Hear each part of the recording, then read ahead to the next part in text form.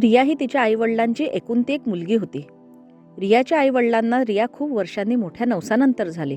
रिया राजकन्येसारखी मोठी होत होती. तोंडातून निघालेल्या प्रत्येक गोष्टी तिला मिळत असे. ती जसजशी मोठी होत होती तसतशी ती बिघडत चालली होती आणि हट्टीही होत होती. तिची आई सुरेखा यांनी समजा रियाला रागवले तर तिचे वडील निर्भय तिच्या आईलाच रागवायचे. अशा प्रकारे रिया चूक करूनही सुटून जात असे. हळूहळू ती तारुण्याच्या उंबरठ्यावर उभी होत होती. आता ती तिच्या मोबाईलमध्येच व्यस्त राहत असे. इतर कोणालाही तिच्या मोबाईलला हात लावण्याची परवानगी नव्हती. तसा तिने पासवर्डही ठेवला होता. जेव्हा जेव्हा तिची आई तिला मोबाईलपासून दूर राहून अभ्यासात लक्ष घालण्यास सांगत होती तेव्हा ती ओरडू लागायची आणि जर तिची आई खूप बोलली तर ती स्वतःचा जीव घेण्याची धमकीही द्यायची. आई वडिलांचा वीक पॉईंट तिने ओळखला होता. सुरेखा कधी कधी खूप अस्वस्थ व्हायचे. काही दिवसांपासून रियाचे वागणे त्यांना चांगले दिसत नव्हते. तिला उच्च नीचचा धडा ती खूप प्रेमाने शिकवायची, पण रिया स्वतःहून अधिक कोणालाच समजत नसे आणि सुरेखाला जुन्या जमान्याची व्यक्ती म्हणायची. एक दिवस संध्याकाळी निर्भय ऑफिसमधून आला तेव्हा त्याचा चेहरा खूप पडलेला होता.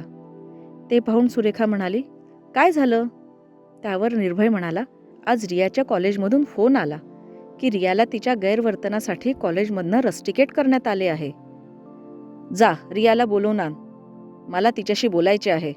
जेव्हा सुरेखाने रियाला बोलावले तेव्हा तिने तर आधी कॉलेजमधनं रस्टिकेट केलं आहे या गोष्टीबद्दल नकारच दिला. परंतु जेव्हा निर्भय मोठ्याने बोलला तेव्हा तिने तिची चूक मान्य करण्याऐवजी त्यांच्याशी उद्धटपणे वागण्यास सुरुवात केली आणि पुन्हा जीवे मरणाची धमकी दिली. सुरेखा निर्भयसोबत झालेला गैरवर्तन सहन करू शकली नाही. त्यांनी रियाला गालावर एक झापड मारली. त्यांना रियाला एवढ्या जोरात झापड मारायची हिंमत कशी झाली हे सुरेखाला कळलेच नाही आणि ती तिला म्हणाली, रोज मरणाची धमकी देऊन तुला कोणाला घाबरवायचे आहे ग? आतापर्यंत तू आमची नाराजी नाही तर आमचे प्रेम पाहिले आहे. आणि एक गोष्ट उघड्या कानांनी ऐक, पालकांनी मुलांना दुरावलं तर त्यांना कोणीही साथ देत नाही. त्यांना घरात आणि समाजात एकटे राहणे ही एकच शिक्षा असते. असे म्हणत सुरेखा निर्भयचा हात धरून तिच्या खोलीत आली.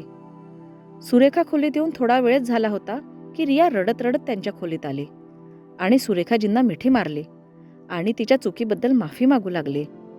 सुरेखासाठी हे सगळं अनपेक्षित होतं. रिया तिला म्हणाली की तुम्हीच दोघे माझी ताकद आहात. जर तुम्हाला राग आला तर मी जिवंतपणेच मरेन.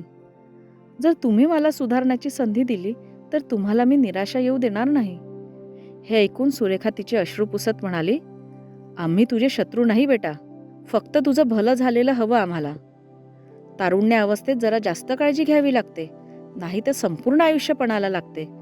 म्हणूनच मी तुला पुन्हा पुन्हा समजावून सांगत असते. तुला तुझे चांगले वाईट समजायला लागल्यावर मी काहीही बोलणार नाही. रियाचे रडणे अजूनही चालूच होते.